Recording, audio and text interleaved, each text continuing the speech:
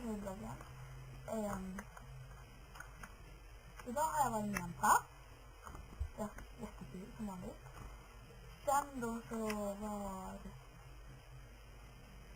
gjorde vi en video som jag filmade i en pass. Den var jättebra. Den är på hennes blogg. Den kommer från länkning så fort jag har lagt ut videon. Vad har ni gjort idag då? Jag tycker att min dag var jättebra. Speciellt när jag inte kom då. Den här månaden hade jag 101 besökare. Och det är jättekul att ha. Men jag tycker vi kan kommentera lite mer. Ha en bra kväll. Hejdå!